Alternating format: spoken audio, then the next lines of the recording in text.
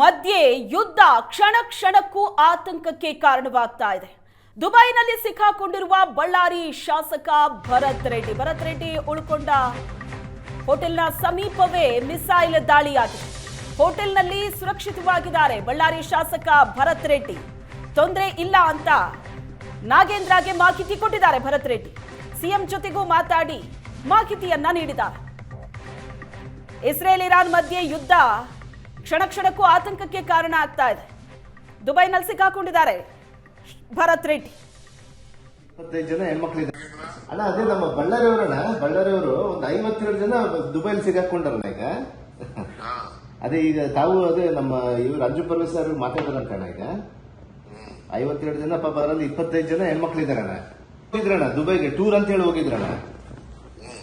ನಾವು 4 ದಿನ ಕೆಳಗಡೆ ಹೋಗಿದ್ರಣ್ಣ ಅವರು. ಮೊನ್ನೆ ಸಡನ್ ಆಗಿ ಇವತ್ತು ಏರ್ಪೋರ್ಟ್ ಬರೋಷ್ಟೊಳಗೆ ಅವ್ರಿಗೆ ಏರ್ ಸ್ಟ್ರೈಕ್ ಆಗಿದೆ ಅಂತೇಳಿ ಒಳಗೆ ಏರ್ಪೋರ್ಟ್ ಅಲ್ಲಿ ಕೂಡ ಕರ್ಕೊಂಡಿಲ್ಲ ಅವರು ಅವ್ರನ್ನ. ಪಾಪ ಎಲ್ಲೋ ರಸ್ತೆಯಲ್ಲಿ ಇದ್ರೆ ಮತ್ತೆ ಅಲ್ಲಿಂದ ಬಂದು ಎಲ್ಲೋ ಒಂದು ಹೋಟ್ಲ್ ಅಲ್ಲಿ ಉಳ್ಕೊಂಡಾರಣ್ಣ ಈಗ 52 ಜನ.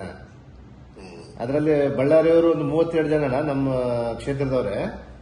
ಮತ್ತೆ ಆಮೇಲೆ ಇವರು ಸಿರುಗುಪ್ಪದವರು ಒಂದು 20 ಜನ ಎಲ್ಲ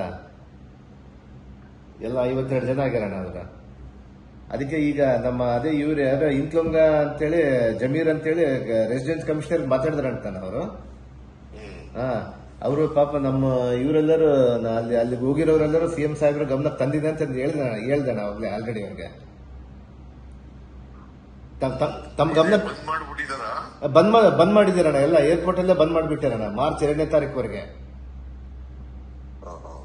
ಏರ್ ಸ್ಟ್ರೈಕ್ ಆಗಿದೆ ಅಣ್ಣ ಅಲ್ಲಿ. ಆಮೇಲೆ ನಮ್ಮ ಭರತ್ ರೆಡ್ಡಿನೂ ಅಲ್ಲೇ ಇದ್ದಾನಂತ.